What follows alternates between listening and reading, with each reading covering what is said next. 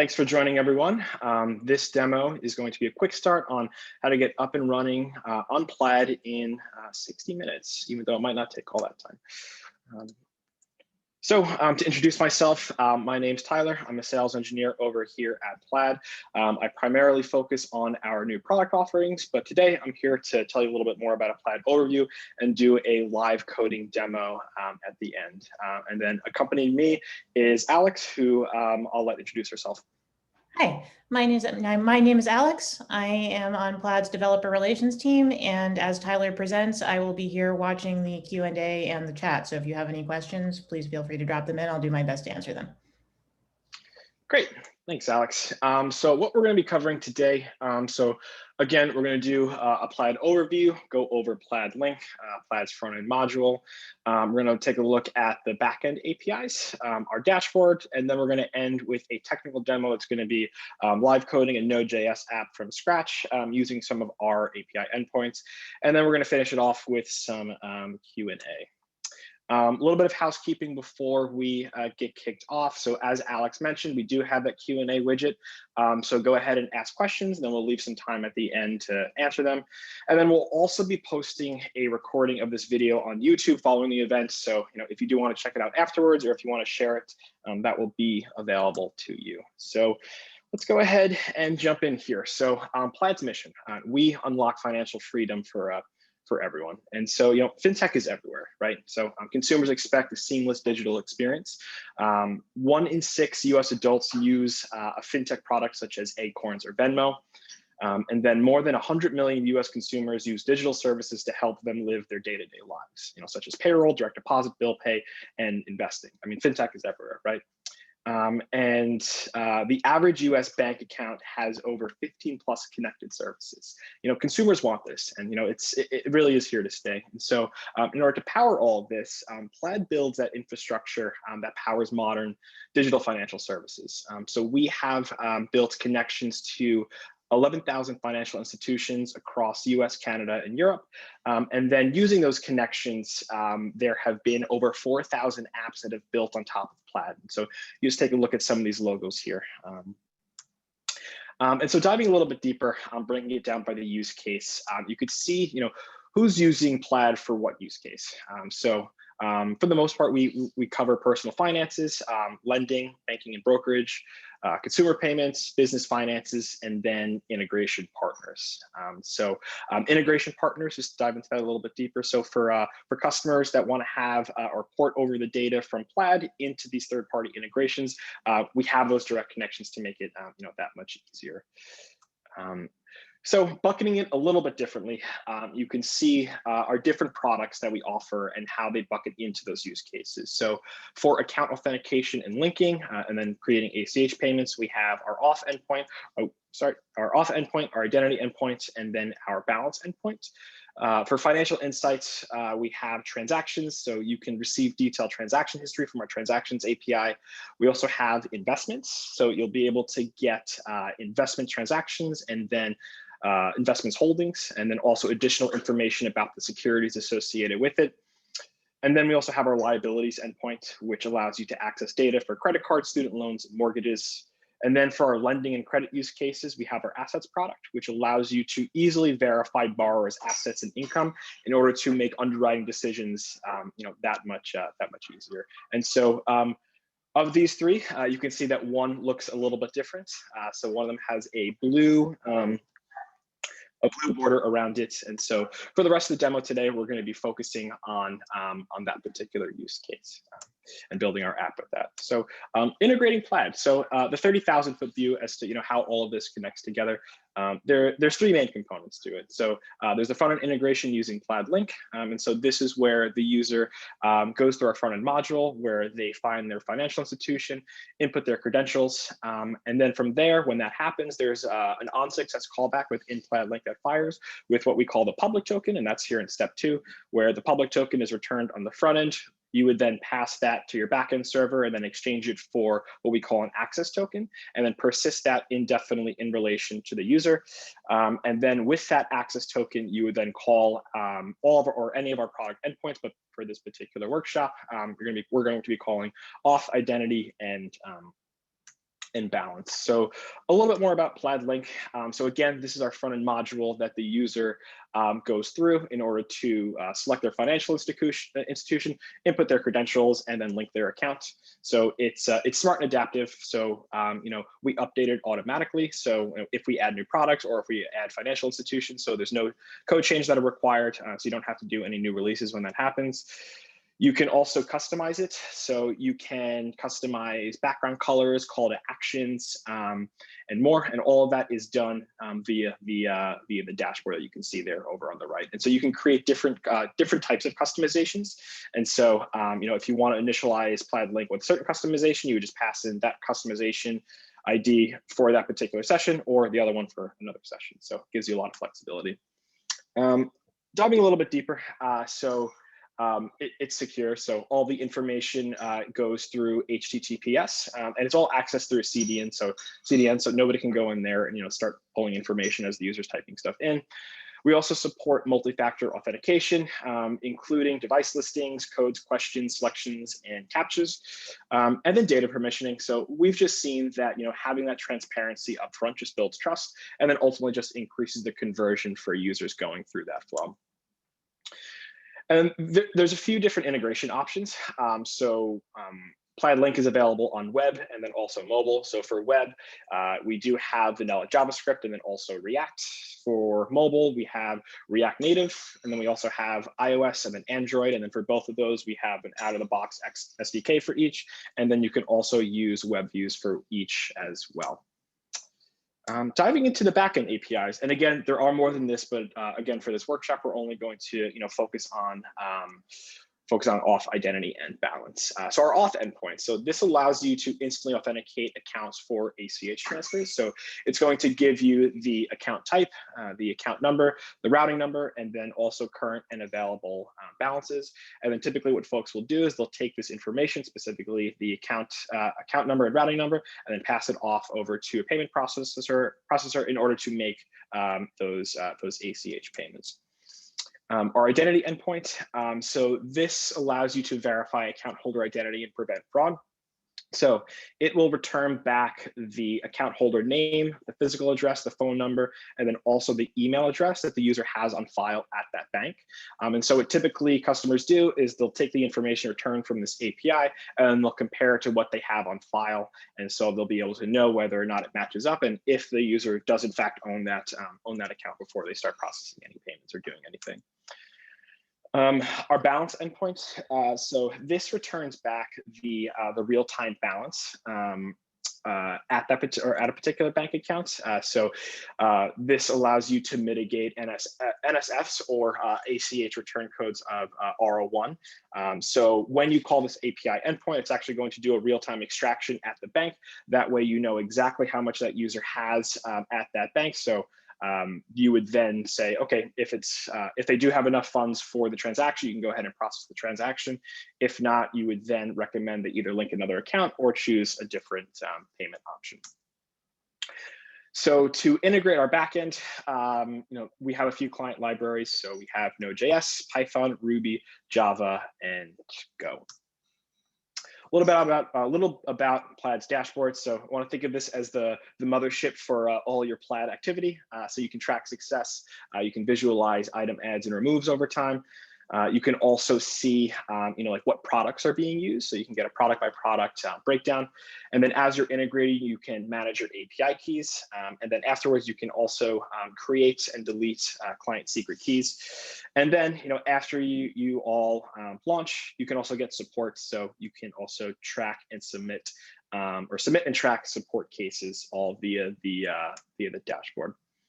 And so technical demo. So what we're going to be building today. So it's going to be a demo application, again, using our auth identity and balance endpoint.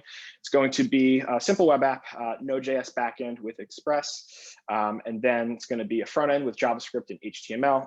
And if you want to just check out the completed app, you can go ahead and check it out at github.com/my name, Tyler Nappy, /plaid-quickstart-workshop.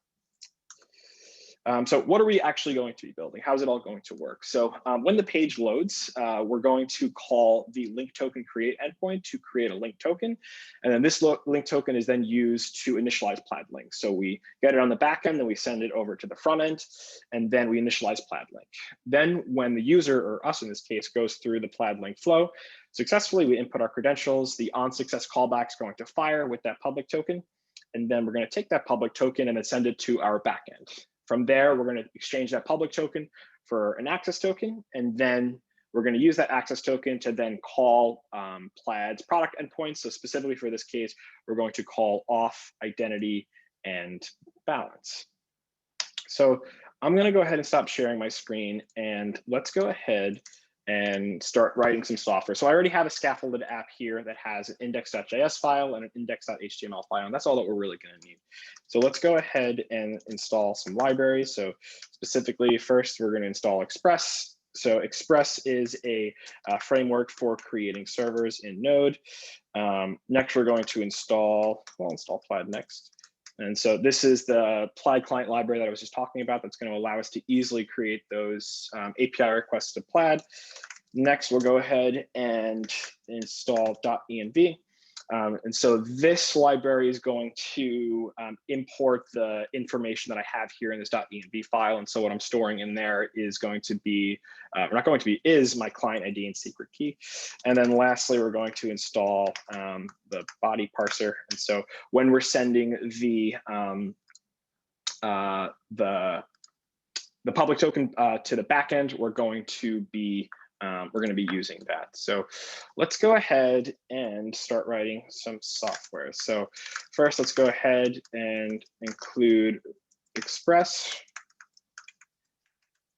And we'll go ahead and start it. So Express. Then let's go ahead and include the body parser. So we'll say body parser is equal to require body parser, and then we'll just say app.use body parser.json. So this just says, okay, we're going to use JSON when using the body parser. Next, let's go ahead and initialize a port. So we'll say port is equal to process.env.port or port 3000. Next, let's go ahead and add another library here called path. And so this is going to allow us to easily just concatenate paths. And then util. So this is going to allow us to just inspect some JSON objects. Because what we're going to do is after we call the Plaid APIs, we're going to get that JSON response. We're just going to print it out to the console. So it's just going to make it a little bit easier to look at that. Next, let's go ahead and create a route that's going to send this index.html file and serve it. So we'll say async request response. And then we'll just say response.send file.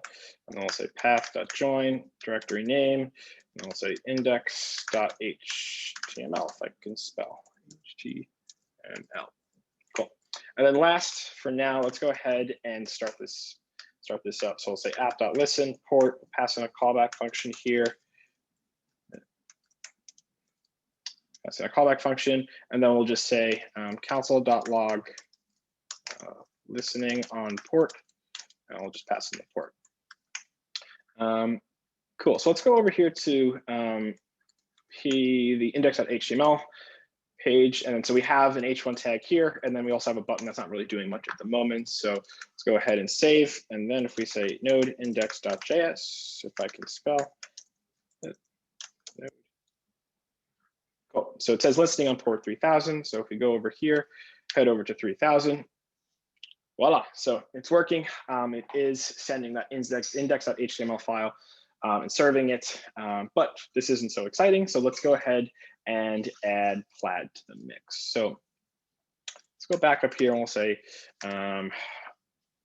const Plaid is equal to require Plaid. And then we'll say const Plaid client is equal to new Plaid client. And it's going to take in a few parameters. So it's going to take in the client ID. And then I just have this at process.env.client ID. The secret, again, this is at process.env. Hey, Tyler, we're getting some feedback from some folks that they can't see the text. Could you zoom in a little bit? Yeah, definitely. Is that better? I'll do one more. Sorry about that. No worries. And then lastly, the environment. So we're going to say plaid.environments.sandbox. So this is we're going to be using our sandbox environment. So just to give you a heads up, there are 3 different environments that Plaid has. There's sandbox, development, and production. Sandbox is all dummy data, which is what we're going to be using. And then our development environment is almost similar to our production environment in that it connects real bank accounts. So people will typically use this just to test their integration to make sure that everything's flowing through the pipes correctly before turning on production. So cool. And again, these are found in the dashboard, once you guys sign up. So we have our Plaid clients, and then let's go ahead and create some routes here. So we'll say app.get, and we'll call it create link token. So when the page loads, we're going to call this route here to create the link token. Request response. And then cool. So let's go ahead and create the link token. So we'll say const link token, and we're just going to rename it. So we'll just call it link token, camel case. And then we'll say await plaid client dot create link token. And then this is going to take an object of a few things. So first, it's going to take the user object. So first is the client user ID, and this is just some unique identifier on your end, so unique ID. Then we're going to pass in the client name, and then I'm just going to call this app Tyler. Next, we're going to include the products. So this is the products array that you're initializing Plaid link with. So we're only going to be using auth, identity, and balance. So you only need to initialize with auth and identity. Next, the country codes. So this is an array, and so we're only going to be working in the US here, so I'm just going to pass in the US. And then lastly, the language. So this is just going to be English. So we initialize, or we create the link token, and then we're going to pass that back to the front end. So we're just going to say response.json, and we're just going to pass in that link token. Cool. So now let's go ahead and create another route after the user goes through the Plaid link flow, and then on success callback fires. We're going to want to send that public token to the front end and exchange it for an access token, and then we're just going to print out all the different responses to the APIs. So we're going to say app.post, and we'll call it token exchange. Async request response. And then let's go ahead and grab that public token. So we'll say public token. That's what we're going to call it when we send it from the front end. It's going to come in from the request body. And then let's go ahead and exchange that for an access token. So we'll say const access token. Access token is equal to await Plaid client dot exchange public token, and then we're just going to pass in that public token. Cool. I'm just going to make this a little bit smaller. So from here, we get the public token, and then we exchange it for an access token. And then let's go ahead and start calling some Plaid API endpoints. So first, we're going to get the auth response is going to be equal to await Plaid client dot get auth, and then we're just going to pass in the access token. It's that easy. So we're just gonna log some lines. That way it's going to be easier to read. Console dot log, and then we're just going to print out a bunch of lines. And then we'll say console.log auth response. And then we'll actually print the auth response. So console.log util.inspect, and then we're going to pass in the auth response, false, null, and then true. Now let's go ahead and call the identity endpoint. Identity response is equal to await plaid client.get identity. And then again, just pass in the access token to get that information. Again, we'll say console.log some lines just to separate it. Console.log identity response. And then let's actually print the identity response. So console.log util.inspect identity response false, null, true. And then last, let's do the balance endpoint. So balance response await plaid client.get balance. And again, you know what, at this point, passing the access token. Again, let's go ahead and print these lines out. Console.log. And again, this is just for aesthetics, just so it's easier to read. Console.log balance response. Console.log util.inspect balance response false, true, false, null, true. Cool. And then we're just going to say, we're just going to tell the front end that everything went according to plan. So we're going to say response dot send status 200. Cool. So let's go ahead and I'm just going to zoom out real quick, but we're going to check what we did here. So again, we're creating this link token via the link token create endpoint.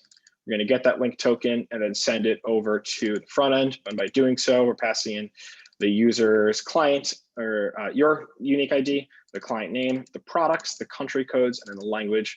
And then after the user goes through that flow, we're going to do the token exchange, right? So this is coming from the front end. We're going to get that public token from the request body and then exchange it for an access token, and then take that access token and then pass it into the auth endpoint, the identity endpoint, and then the balance endpoint in order to just print them out. And so typically folks, they actually persist that in a local data store. But again, because this is a demo, we're not going to be doing that. So let's go ahead to the front end now and start adding Plaid link. So first, we're going to go ahead and create a function. We'll call it fetch link token. And this is just equal to a function with no parameters. So what we're going to do here is call that API endpoint. So we're going to say const response is equal to await fetch, and then I think we called it create link token. Great, let's just double check. Create link token. Okay, cool. Looks like it's spelled correctly as well. Then from there, we're going to extract the link token from the response. And this is going to be await response.json. And then we're just going to return that link token. So now let's go ahead and add Plaid link. So we'll say const handler is equal to plaid.create. And this is just going to take an object of a few parameters here. So first, let's go ahead and get that token in there. So first is token, await. We're going to call the function that we just wrote, fetch link token, and let's go ahead and add the callback function. So the on success callback. So this is going to return, again, that public token, and then metadata associated with the accounts. And let's make this async as well. And then let's go ahead and log some stuff. So we're going to log the public token, and then we'll go ahead and log the metadata. And then most importantly, we want to send that public token to the front end, right? And because ultimately it's going to get exchanged for an access token. So we're going to say await fetch, and then I think it was exchange token. We might just have to double check. What was the name of that? Token exchange, or the way around. Token exchange. And then we're going to pass in some options here. So we're going to pass in the method. So this is going to be a post. Next, we're going to pass in the body. And so we're going to pass in the public token, and we're just going to JSON stringify it. And then lastly, we're going to pass in some headers.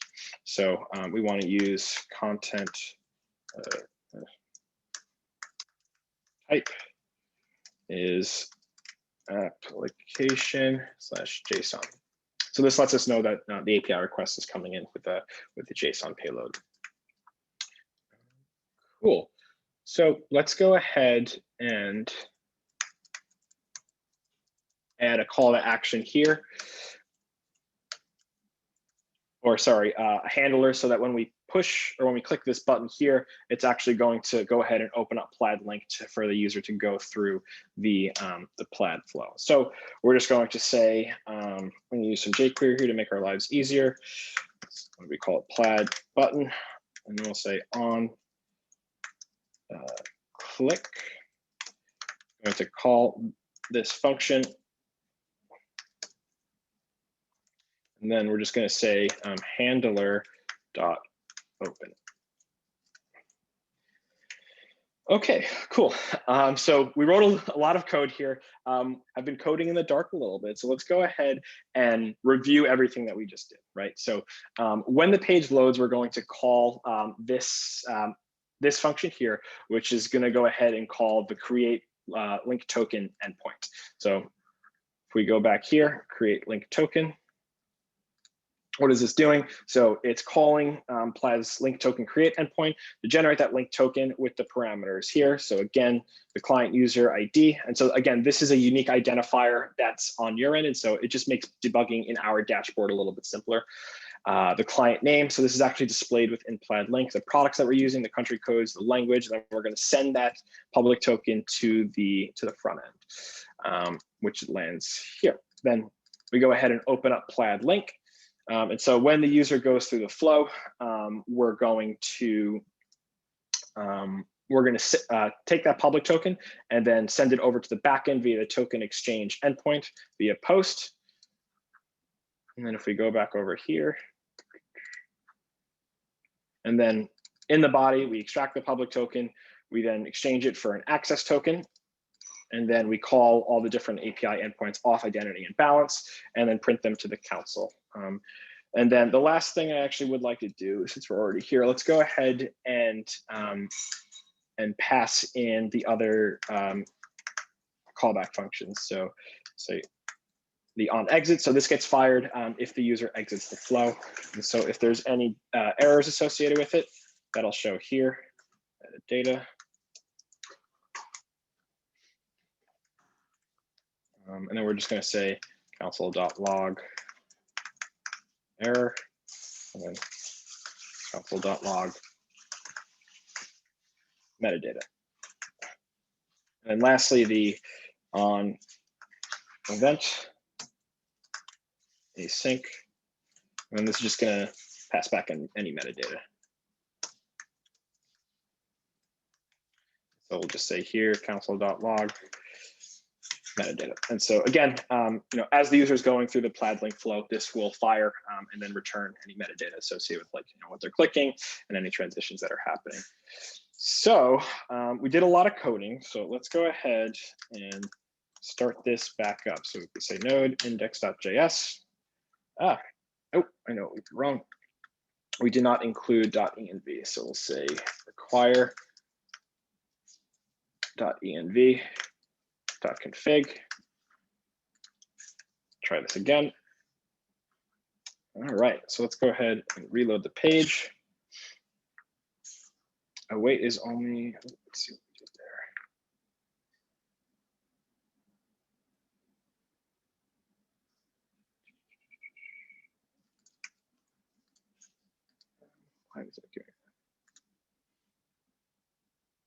We didn't make that async, that's why. Okay.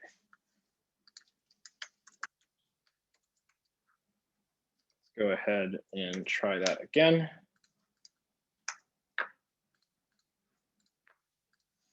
And voila. So this opens up Plaid link.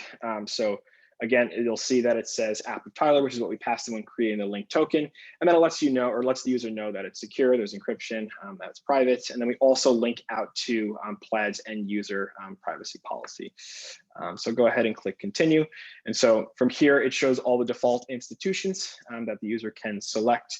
They can also go ahead and search. So if they wanted to, we could search for Bank of America.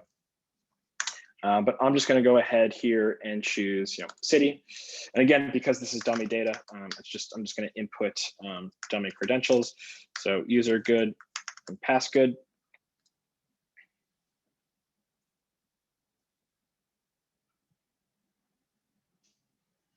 And so right now it's authenticating the user. And then success. So you can see here that the on event callback fired. So you can see, like what the user was doing, the transition view, the searches, and submitting the credentials, printed out the public token, and then the metadata at the very end. So go ahead here and click continue. And then let's go ahead and look at our terminal to see everything that printed out. So a lot of JSON here. So that's what made or why we did all these aesthetics here. So I'm actually just going to go ahead and take this data and just put it into the text editor. That way we can look at it. So this is our auth endpoint. So what you can see here is that it returns an array of the accounts that are on file at the financial institution. And so each has a unique Plaid account ID. And then it also has the balances associated with that. So the available, the current. It also shows the mask, the name, the official name, the subtype, and the type. But the real meat and potatoes, I would say, in this payload is the numbers. So it will tell you here the ACH numbers associated with the accounts. So it'll tell you the routing number or the account number and then the routing number. And then in order to tie that back to what which account it was, you have that account ID. So if I just go ahead and control find that, you would know that those account and routing numbers pertain to this particular account. So let's go ahead and look at the identity response.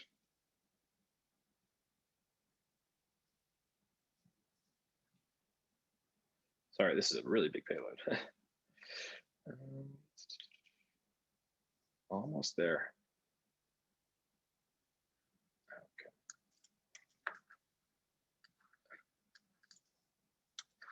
Okay, so as you can see, it's very similar in structure compared to the auth endpoints. And a lot of the API schemas are very similar. That way it's just a little bit easier to know what you're working with.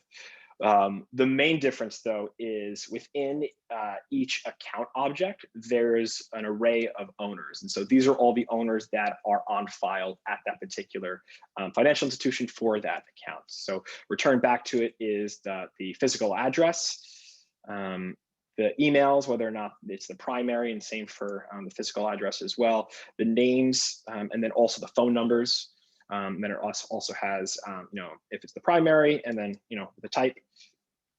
And so again, typically what folks do is they'll then take this information and then compare it to what they have on file in their data store. And then they'll be able to know whether or not the user who actually linked this account, is it in fact their account, for what they have on file at their application. Lastly, let's go ahead and check out the balance endpoint. It's easy because I can just go to the very end because I know it's the last one. Again, looks very, very similar.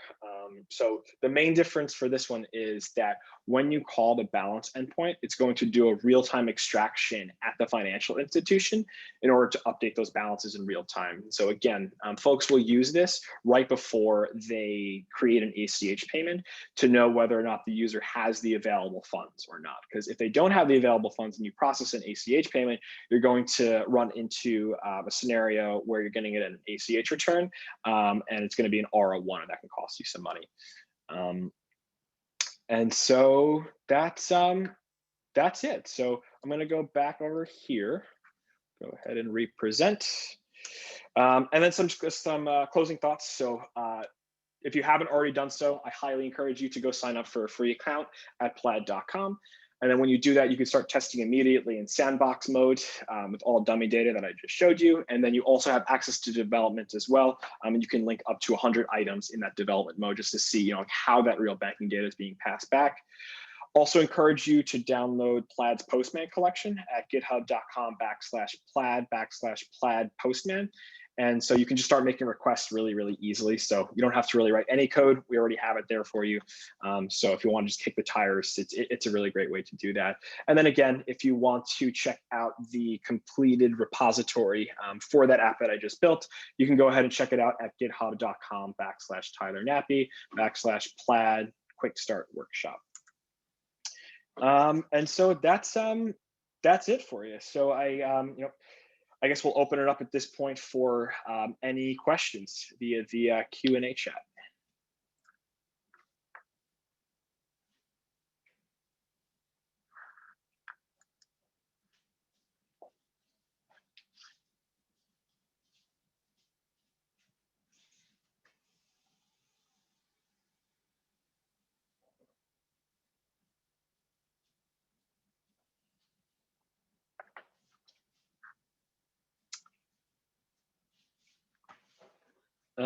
Okay, so it doesn't look like we have any questions. So I guess at this time, I just want to thank you all for coming. So if you have any questions, don't hesitate to reach out. Oh, we just got a question. Oh, we did. Perfect. What about the transfers? Can we make that using the Plaid account? Now they're all coming. Yes, so we do have a beta product called bank transfers, where rather than using a third-party payment processor, you can go ahead and just submit it through Plaid. So if you want to check it out, go to our website, plaid.com, and just look for bank transfers. And so from there, you could just take a look at how that works. But essentially, we make ACH payments a little bit easier by allowing you to just connect the bank accounts through Plaid and then actually process the ACH payments as well. What are common roadblocks to watch out for when getting started? That's a good question. I mean, I would say firstly, knowing what environment you're working in. There have been a lot of times when folks will mix up what environment a particular access token was created in, and so then they'll try to use like a sandbox access token in development, and so that'll cause a lot of confusion. They're just like, why is this not working? But it's a really simple bug to fix. So I would say definitely that. Another one too is where API keys are stored. So if you just go to the dashboard.plaid.com, and it will redirect you as soon as you sign up. You can go ahead on the top right-hand corner where it says team, and then you just go to your keys. So finding where those are. And then typically from there, folks find it really, really easy to get up and running, especially with the Postman collection that I was just sharing before. Can we connect to brokers' accounts or only bank accounts? Good question. So you can connect to brokers' accounts. So that would be via our investments API. So what I was talking about before. So in connecting to that, you'll be able to retrieve for a particular brokerage the transactions that have been associated with that account, and then also the holdings at that given time. And so we'll update those and then send you a webhook as those updates come through in order for you to then go ahead and retrieve the updated information. And then in addition to that, we also give you some more information about the particular securities that the user has. Will the access token generator remain same for all accounts linked? I apologize if I'm misunderstanding the question, but so I would say yes. Once you link a account, that particular access token is it's persistent or it's alive indefinitely. So you can use that basically forever.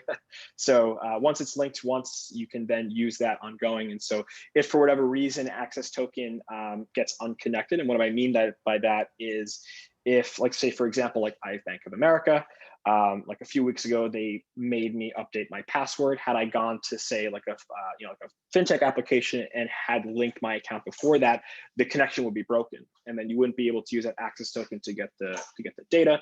And so we do have a flow that's called update mode, where you would go through a similar flow that we just built before, where you would generate a new link token for that particular access token, and then resend the user through that flow so the account is linked again and restored, and so then you can begin making a request to the API endpoints to get the information. Let's see.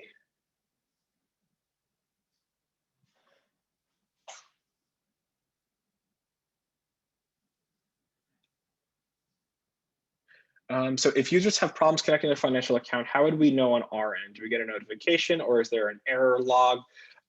So for that, we do have an API called our institutions API. So you would be able to pull that API to just get a status as to what the current state of that particular financial institution is.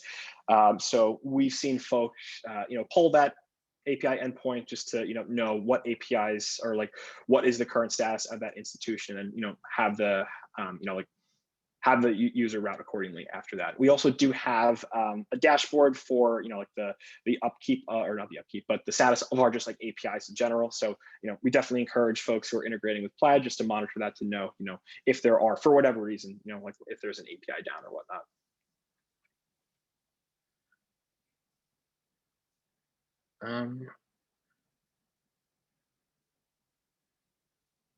What are some of the simplest examples of Plaid use today? Useful live Hello World apps that are not Plaid built examples. So this goes back to the slide that I was showing before. So I mean, my personal favorite is, and I mean, it might just be worth just going back to that so you can see all the folks using us, right? So I mean, out of these, like, I know like what I use the most is definitely Venmo. Like, I just think it's so easy to connect. I mean, one, to connect my bank account via Plaid. And honestly, before I started at Plaid, I didn't even know that Venmo used Plaid until I went back and checked. I was like, whoa, that's crazy. And so just like consumer payments, like what they do is they're using our auth and balance endpoint in order to know, one, the account routing number for your bank account, and then two, knowing whether or not you do in fact have sufficient funds. And so like, I personally think like that's a really great example. Another one is Abacus as well. Like, I know we use Abacus here at Plaid, so paying out users using that auth and balance endpoint. And then we also have Coinbase doing something similar, Acorn. So I'm sure if you start going to these apps, you're going to start noticing Plaid around if you haven't already before. Cool. So I know we're at time, so appreciate everyone for coming out. And again, if you want to check this out, it's going to be on YouTube. And then if you want to check out the application that we just built before, you can check it out at my GitHub. So thanks again, and have a great rest of your day.